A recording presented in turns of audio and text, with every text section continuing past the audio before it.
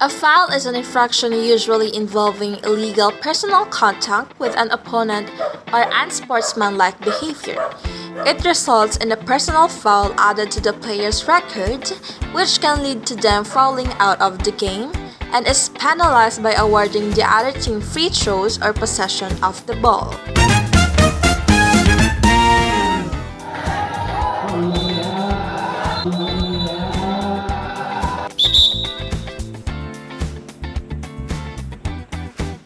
A technical foul is a penalty for unsportsmanlike conduct or administrative errors rather than physical play.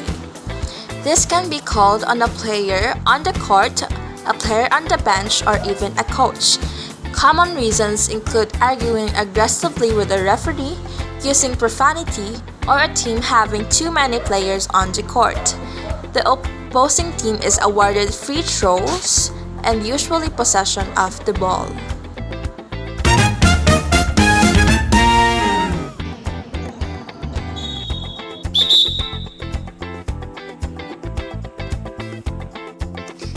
Illegal use of hands is when a defender uses their hands to strike or slap the ball handler's arm or wrist.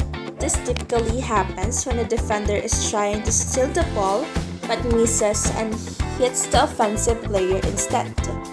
It prevents the offensive player from moving freely or shooting properly.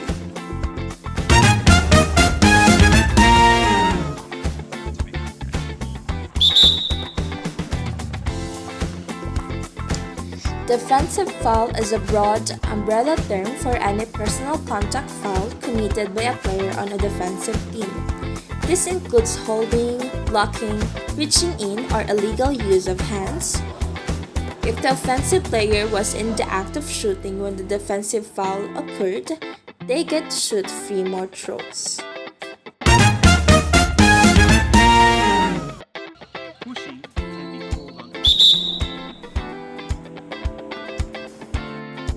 Pushing foul is when a player forcibly moves an opponent out of position using their hands, arms, or body. This often happens when players are fighting for position near the basket, trying to get a rebound, or when a defender tries to show an offensive player off their driving path.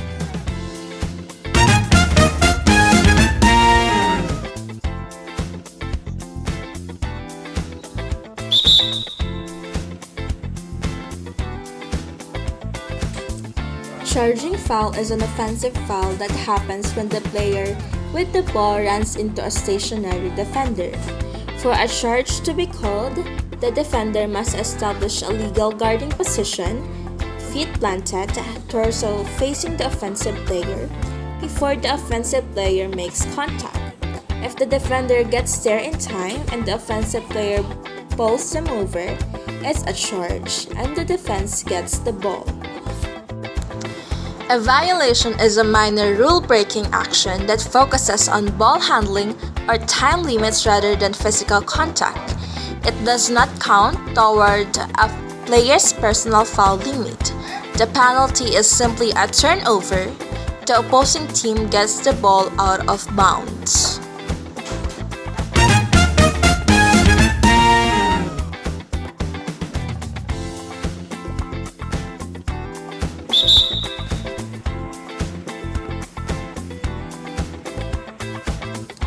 Basket interference is illegally interacting with the ball or the basket while the ball is on the rim or in the imaginary cylinder directly above it.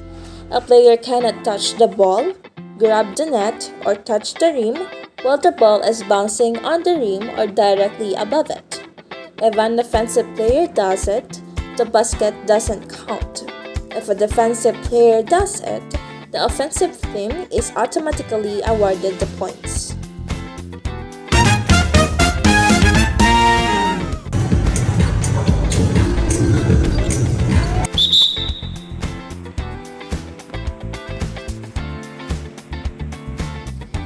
Hamming, also known as carrying, is an illegal dribbling motion when the player's hand passes underneath the basketball. When dribbling, your hand must stay on the top or side of the ball. If you let the ball rest in your palm, facing upward or momentarily grip it, the referee will call a carrying violation because you essentially stopped and restarted your dribble.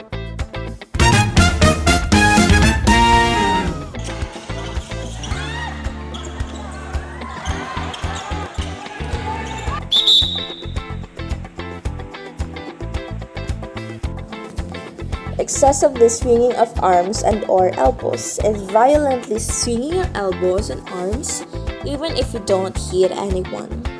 This is a safety rule. Often, a player who just grabbed a rebound will swing their elbows to clear out space so the defense backs off. If the swing is deemed too aggressive or dangerous, it's a violation and a turnover. If an elbow actually makes hard contact with a defender, it usually gets upgraded to an offensive foul or flagrant foul.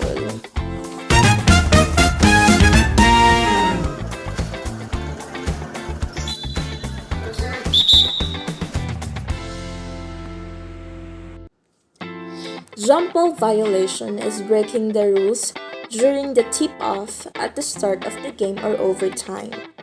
The two players jumping for the ball cannot catch the ball. They must top it. Furthermore, they cannot top it more than twice before it hits the floor or another player. And non-jumping players cannot stop and into the center circle before the ball is topped.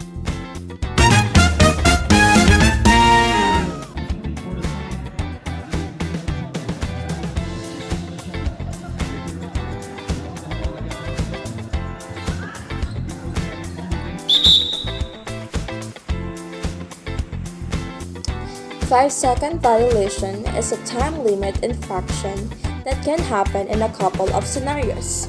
For instance, in bounding, when passing the ball onto the court from out of bounds, the player has exactly 5 seconds to release the pass. If close guarded, if an offensive player has the ball on the court and the defender is aggressively guarding them within 6 feet, the offensive player only has 5 seconds to either shoot, pass, or start dribbling.